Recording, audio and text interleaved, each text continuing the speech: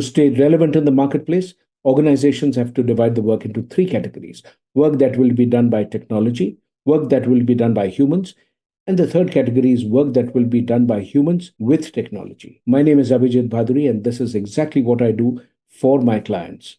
I help them figure out which of the pieces of work has the highest strategic value when you do it with technology, and what is the work that you could do with technology, but you don't want to do with technology. You're better off doing it with humans. So, talent and technology are the two factors that shape the world of work, and this is what the show is all about. So, let's get started. Well, my guest today has a very intriguing title, and let me just not be the person who ruins it for you. Let me bring him on screen and say, that's Hi. Ash for you. Ash describes himself as a corporate Sufi. What is a corporate Sufi, Ash? First of all, thank you so much for having me, Abhijit. This is a pleasure. When I look back in my journey of around 23 years now, and I've had a very interesting honor of working in separate parts of the world. One of the things I had to push myself to do was to combine a variety of intelligences that borrows from different sciences. How do you combine streams like spiritual intelligence with emotional intelligence? So when I started my career, I was a software engineer. I was, a software engineer who did his BTech in computer sciences, and I did a 4-year degree. I worked in a software firm for a while, but I fell in love with the aspect of human behavior. It intrigued me. It kind of moved me. It really inspired me to believe that that's the stream I want to enter into. And it was the year 2011 specifically when I started very aggressively pushing my bar on learning human intelligence, personality psychology, emotional intelligence. So I pursued a lot of certifications. And before I could realize, one of the things I enjoyed doing was actually helping organizations break the boxes, and literally unlearn and challenge the stream of affairs of how they were managing their organizations. So I actually like to call myself corporate Sufi for two reasons. One, it was doing something in addition to what was being defined. So I like to see myself as someone who is not fitting the line. I like to color outside the line. So, so that's one of the reasons I try to believe that I'm on the path to be a corporate Sufi, and I like to believe that's my inspiration, that's my pursuit. And I like to play that role for organizations that I work with worldwide. And I've had the pleasure of working in 3 large markets so far. I worked for a long time in Indian subcontinent, then did a long Asia Pacific stint, worked in Singapore for a long while, also moved to Middle East in 2015, and have worked across GCC, including Saudi Arabia, UAE, Oman, Bahrain, Kuwait, Qatar, etc. So, basically, I bring the blend of all these experiences that I've inherited in these different regions to the work that I'm trying to do towards business transformation, and especially in the space of technology and talent, because I think that's going to be the biggest differentiating factors for organizations moving forward, for sure. So, and that's also an area of passionate interest for me. Yeah. What was that moment where your interest in people got triggered, and related to that, what do you see happening today, versus what is different? The amount of emphasis that is being applied today in the market, especially in the AI space, on the certifications. A large landscape of where I came from in the age and time when I was doing my software engineering, there was a lot of emphasis on learning how to program. We were told to build codes, and we were actually taught how to build codes by our own hands. There were no scripts. But you now have a no code environment. Yes, So why yes. is that even important today? In years to come, you might have a trainee pilot who's done thousands of hours of simulations in a pod, and without having actually flown an aircraft. And because of the confidence we are building on AI, we may actually end up being flown by a pilot like that. I wouldn't want to put my life or my fellow passengers' life into the hands of a pilot like that. And this is the trend we are walking towards. In fact, we are running towards that trend. And that bothers me a lot, because to me, that is a very eminent danger, because you are skipping the importance of quality assurance in terms of building programs and the science that was built behind softwares. That is completely getting ignored. When you look at AI, one of the things that's happening is, and I wrote about this in my newsletter, that the challenge of AI being used by the experienced people is that the expert that you have is able to really get a lot of benefit by using AI. But what it means is in fields like surgery, in fields like investment banking, and several others, Sure. the magic of a younger person being an apprentice to an experienced person trying it out, with your aircraft example, the trainee pilot actually watching what does the person do when the plane goes off script, something Sure. unexplained Sure. happens. That Sure. is the magical part of that learning, which I think people miss out when they do completely bookish knowledge. Yes. And the Yes. challenge of that is, as a lot of Of late, in the markets where I've worked, maybe barring Singapore as an exception, because that country is unique in the way they look at tech and AI. I think most of the markets are getting over obsessed with this trend of quick certifications. It's like Hmm. a quick fix AI learn in 100 days, learn in 50 days courses, which is bizarre and crazy because there's a huge focus on employability and not enough focus on scalability. Because the era that we came from, and I'm sure you've hired many, you've trained many, you've had a stellar experience and exposure yourself. The era we came from, there was a huge focus on upskilling. There was a huge focus on learning by the logic. And logic is very, very critical. It's one thing to understand how to get a job. It's another thing to add value and raise the bar of quality in that. So I think huge focus is being given to employability and very less focus is there on scalability. And that's one of the biggest risks that the market that I'm in, the Middle East market, I think there is a huge danger, huge risk. We are exposing ourselves to that particular risk, not only in this market, in many markets, because I think this whole trend of quick certifications to be an AI expert in few days in a fast track program is a running risk that we are all prevailing with, and that's a very, very critical exposure that all organizations are going to have in time to come because there is not enough talent available in the market. There will be a talent crunch because more and more AI is coming in, and more companies are moving towards tech advantages and moving towards digitization more and more. So you will always have a crunch of enough talent on the pool available to you to hire from. So this risk is an imminent risk, and unfortunately, no one is talking about. So, for those who joined in a little late, I'm talking to Ash, who describes himself as the corporate Sufi and as a person who always, wanted to color beyond the lines. And I kind of see that in some sense in the work that you've done. You've started off by expanding the colors beyond the lines of geography. So, you worked across multiple Thank geographies. you. You've moved beyond the discipline which you sort of graduated in, which is engineering. You've been an engineer, you've done coding, hardcore coding, and then you've also, built yourself the ability to work in the space that you are in as a HR person. And you've sort of really worked across so many countries and multiple regions, so to say. So it's truly coloring outside of the lines. And I think the opportunity to talk about um, skilling not just through collecting certificates but also being able to actually understand the why tells you the boundaries within which you have to color, but as you become more skilled in it you are able to color beyond the lines. I think that's how I would Sure. sort of summarize our conversation so far. The importance of focusing on building the skill beyond what the certificate allows you to do. So it's really like saying that the person who scored an A plus in the examination doesn't necessarily know more about the subject when it comes to Yes. the real world, Yes.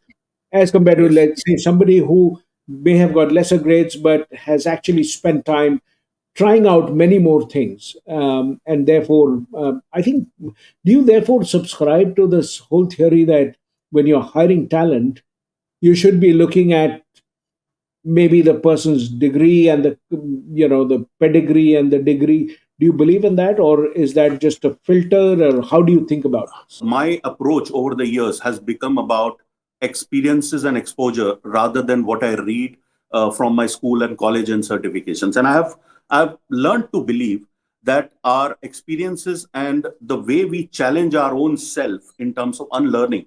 And why I say that, because one of my biggest success in my initial years of my life, corporate life, was one of the reasons that the biggest disaster happened to me in my second job because I was trying to apply the principles of what I learned from my first organization because I worked there for very long. And I understood this quite early on, that it's very critical to unlearn when you switch countries, when you switch regions, when you switch companies. And then that learning stayed with me. And that's one of the reasons I invested in coaching and mentoring certifications. So, one thing I believe, that education is something that can give you a degree, but it doesn't necessarily give you the knowledge. It can give you some arithmetic perspective, some logic. So there is no real test of your availability in terms of your knowledge, experiences, exposure. How much is it changing you as a human being towards how you approach HR as a professional? Because one of the biggest issue, and I believe in that logic, and Tom Peters said it in his book Reimagine, and I love this quote. He said, you may not be interested in chaos, but chaos is interested in you. Believe in breaking the formula, because I learned that if I have to do better than before, I cannot keep applying the formula. It has to change, it has to evolve, and not the same style can be applied to every organization or every team, and teach you. One of the biggest issue with education, it doesn't tell you how to deal with failures. It doesn't tell you how to listen, because all the education in the world is bound towards speaking. All the education in the world is bound towards how to succeed, how to be a number one. But nobody teaches you how to fail gracefully, how to accept What mistakes. is AI doing to HR? Where do you see the biggest impact?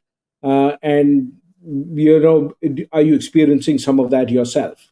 That it's very critical for talent acquisition function to stay abreast with the AI and digital tech advantages and move with the times and learn new advents of what is happening in the space. Because Mhm. I believe overall, this is one function which will be impacted beyond recognition. And I was joking with someone who was a director of talent acquisition. He's a very dear friend of mine in a large global corporation. And he was saying, I'm planning to hire 3 recruiters. Can you recommend me someone? And I actually send him a picture of bot one, bot two, bot three. That's the reality. Because it is impossible if you're a large organization hiring on massive scale. It is humanly impossible for your recruiters to be able to source, screen, evaluate at the speed and at the pace at which the market is growing and your business might be needing talent. So there will be positions which will be completely replaced by bots. They will be completely gone, and there will be no longer those positions available. And maybe in the talent acquisition space, I still see a lot of informed logic required, a lot of advisory required, a lot of informed mandate, informed discussion, debates, arguments about why not to hire, why to hire, etc. So that advisory space may remain with the talent acquisition professionals, but the entire administrative space, the entire evaluation, assessment, screening, sourcing, all those processes can be done by machines today. And I see the biggest impact will be on the talent acquisition function for sure. It will be So impacted most significantly. there will be no talent acquisition. Is that your prediction? I think talent acquisition will become more driven by bots, and it will be talent advisory which will emerge as a function. It will not be acquisition which will any longer prevail. It will be moving to machines. That's Talent acquisition, the administrative part of it, which is sourcing, screening the resume, setting yes, up yes, interviews, doing the first round of interviews, doing all of that, and then finally looking at some of the elements that are, perhaps more intangible, which are, the fit with culture, your own comfort level in working with someone, etc. Those are some of the things that you anticipate is going to remain. The advisory part yes, of it is going to be done by yes, humans. The rest of yes. it is going to be done by machines. To that, you said something beautiful just now. Uh, culture fit and all that. And I read this book, and I love this book, Peacock in Penguin Land. And I often Mhm. joke about this with my board when I talk to them. And I say that most of us have this very programmed notion of the candidate that is the ideal candidate for us. And some of the managers want people who don't speak much, because the orders that I give, they should just follow them. Some of the managers don't like team members who ask too many questions. And I believe these are all programmed unconscious biases we have while hiring people. And I often deal with these biases. So, one of the things that I see as an advantage, however harsh it may sound from a functional perspective, but from a process perspective, it totally gets devoid of the unconscious human bias that exists because of the race, culture, caste, creed, whatever, and wherever background of bias that you bring into the perspective of hiring someone, that gets taken away. And that is where the biggest advantage lies. Because I know for a fact that while screening, it's impossible for a human being to keep his or her unconscious bias away. No matter how hard we train them, no matter how many times we train them, we all have our unconscious biases. So it's about the importance of removing that unconscious bias that is humanly impossible. That can be done by these bots because they will be able to spot those talents that maybe our bias lens may not allow to be programmed into a sourcing pool. That is one advantage which according to me is a very big advantage, and I think that will help those organizations which really wants to hire different kind of diversity and inclusive talent. Where I see that happening is, I think there are elements which you will have to account for bias in the algorithm as well. So I Yes. would anticipate in future, if Yes. there is going to be a lot of recruitment related work, talent acquisition is going to, the administrative part of it gets, handed over to AI. Then, in which case, I would imagine that in each of the functions, especially HR, you will see AI ethics as one of the functions emerging, where the person Yes. will be responsible for tweaking the algorithm to remove Yes. the biases that it comes up with, and Yes. matching it Yes. against, if Yes. three of us chose the right culture Yes. fit, who are the people who've survived in Yes. and done well in the Yes. organization, matching those profiles with AI. So I Yes. would imagine Yes. those kind of roles emerging. Yes, Uh, yes, that's a very good point. In fact, while you made that point, I'm reminded very quickly a recent example of a very large Fortune 500 multinational, which has huge presence in Saudi Arabia. This is a business case that was profiled, and someone shared with me the link.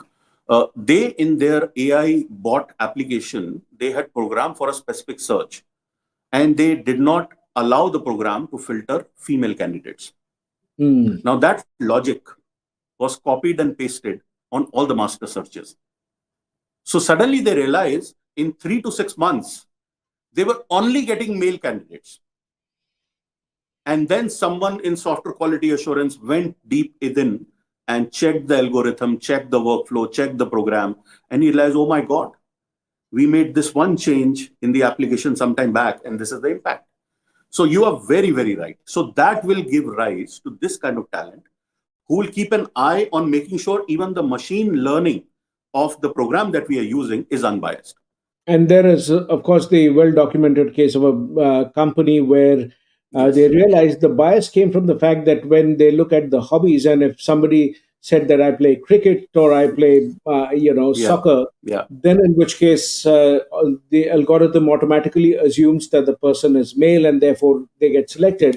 But if somebody says, a game which is more dominated, by women, then they get screened out. So, there are all Yeah. kinds of things that you have to continuously, as much as you guard for your own biases, I think it's time to Sure. also guard Sure. against the bias of Sure. the algorithm. Sure. What other function do you see? How do you think, therefore, if intake of talent at the acquisition level is going to be done a lot by technology, what do you think is going to happen with succession planning? Is that going to change as well? Succession planning perhaps will not move to AI. That's my, again, my personal judgment. I might be wrong completely, but, and I believe in that because it's a very advisory role. It's a very specific dimension of convincing people by logical arguments and not by programmable logic. Again, a lot of succession planning discussions are personality discussions and largely driven by the board and the top management. And I've been a part of many of these discussions over the many, many years that I've spent. And I believe that even if we try, it's humanly impossible to completely automate this process because there's a lot of emotion involved in this. And you cannot replace the importance of emotional intelligence that is required, no matter how much of it can be brought by a computer in, Mhm. by the amount of discussion that is required for each profile, each personality that you are evaluating. Like one of the basic example I can give, and I've used algorithms in succession planning also, but to the level of assessments, not in terms of planting people, positioning, profiling them, having the reviews at the board level, or creating some simulations where we Mm. can observe them over a period of time, etc., etc. So I think it's a lot of weighted programs that are involved in succession planning. Many people worldwide at times underestimate the importance of this process. The amount of assessments and evaluation support can be borrowed from AI for sure. Because like there is this beautiful tool. I don't know how many of you have heard of this tool. There's a tool called Koru. I don't know what is its name today. Earlier it was called Koru, and they started this interesting revolution called grit over grades.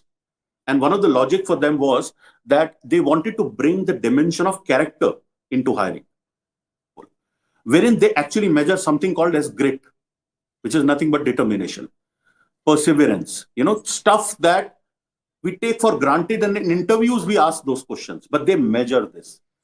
And this is the power of succession planning, that you can bring in dimensions which are non-programmed. That is where I think you require certain amount of emotional and human intelligence. You require experiences of having hired multiple times those kind of leaders. So I completely sort of believe in that. Because I wrote a book called "Don't Hire the Best," which was driven by the philosophy Yeah, that I know about. Yeah, yeah. it's more to do with success is more driven by the personality fit of the person. Yes, The yes, derailers as well as the strengths with the role and the culture.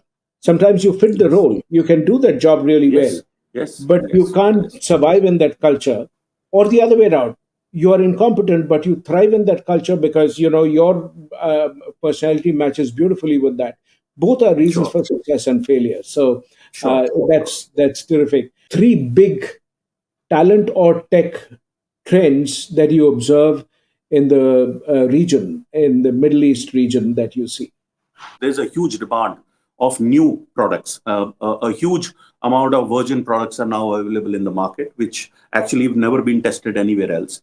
There's a huge amount of P investment flowing into a lot of tech products and tech service organizations, and a lot of especially Saudi and Emirati businessmen are investing into small startups which are banking onto a lot of cryptocurrency startups which are driven by the AI models, and a lot of digitization is happening in that space. So huge amount of cryptocurrency, huge amount of startups are into the advent of this space. The other thing that I notice, there's a lot of disruption happening in the LMS space, learning management system, because largely this market was always a classroom environment market from a learning and development functionally, wherein I think maybe the Indian subcontinent, Singapore, Hong Kong, even China for that matter, and some major parts of Asia have already embraced the LMS wave, and Europe as well, obviously, because they've gone very big on LMS. But now they are catching up very fastly on that. The third space, which is a very interesting trend, is how they are learning and embracing the concept of shared services, and slowly and steadily moving from there on to GCC and GICs.